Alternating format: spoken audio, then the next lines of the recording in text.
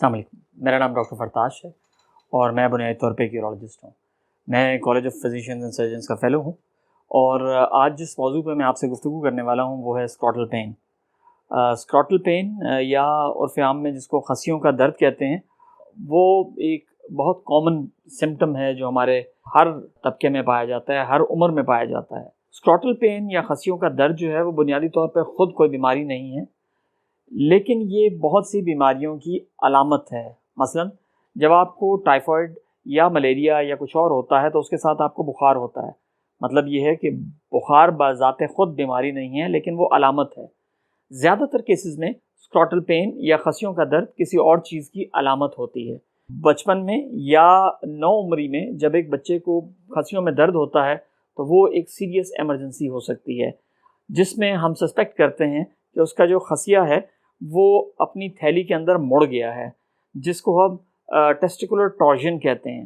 اور اگر یہ مڑ جائے تو اس میں ہمارے پاس صرف 2 سے 3 گھنٹے ہوتے ہیں کہ ہم اس کو بچا لیں، ادروائز اس کی اگر بلڈ سپلائی یا خون کی شریانیں بند ہو جائیں تو وہ مر سکتا ہے اور اسے ہمیں نکالنا پڑتا ہے۔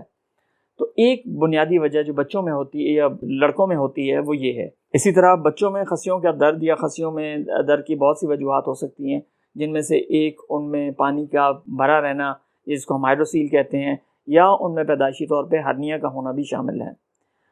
جو عمر بڑھتی جاتی ہے تو خصیوں کے درد کی وجوہات بھی بدلتی جاتی ہیں۔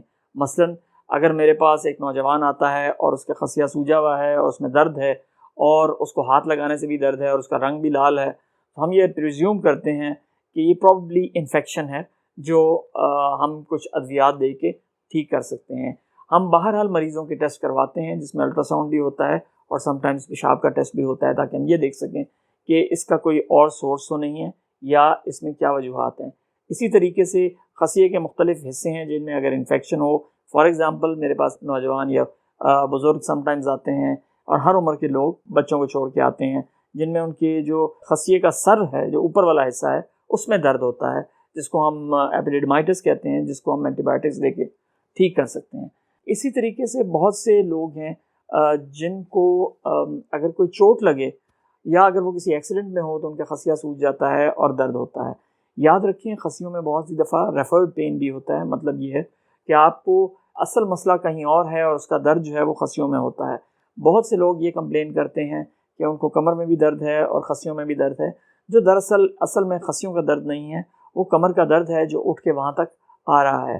لہٰذا جب کوئی مریض ہمارے پاس خصیوں کا درد لے کے یا اسکروٹل پین لے کے آتا ہے تو ہمیں اس کو پوری طرح ایویلیویٹ کرنا پڑتا ہے۔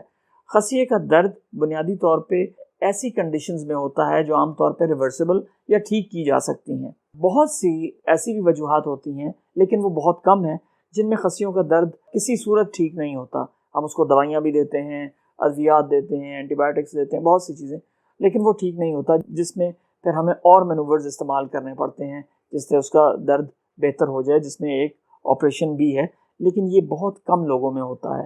بالعموم عام طور پہ انفیکشن اور چوٹ کا لگنا اور اس طرح کی بیماریاں جس میں ہائیڈروسیل ہے یا ہرنیا ہے، بزرگوں میں بھی ہرنیا ہوتا ہے اور اس سے بھی خصیوں کا درد ہو سکتا ہے۔ اس طریقے سے ان میں بھی اگر انفیکشن ہے تو اس میں بھی پانی بھر سکتا ہے جس سے خصیوں کا درد یا بھاری پن محسوس ہوتا ہے۔ اس کے علاوہ ایک اور بہت سی کامن وجہ جو نوجوانوں میں اور آگے چل کے بھی ہو سکتی ہے وہ ہے ویریکوسیل۔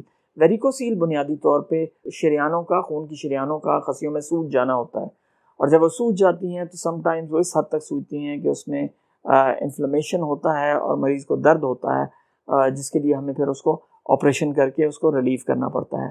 لہٰذا خصیوں کا درد، اسکروٹل پین یا جس کو عرف عام میں اور کیلجیا بھی کہتے ہیں میڈیکل ٹرمینالوجی میں، اس کو ہم بہت سے طریقے ہیں جن سے ہم ایڈریس کر سکتے ہیں اور اس کو ٹھیک کیا جا سکتا ہے۔ جن کنڈیشنز میں مریض کا خصیہ بڑھ جائے لیکن اس میں درد نہ ہو، وہ بالعموم زیادہ خطرناک ہوتی ہیں۔ عام طور میں ایسی علامت کینسرز میں ہوتی ہے۔ آپ کا بہت بہت شکریہ۔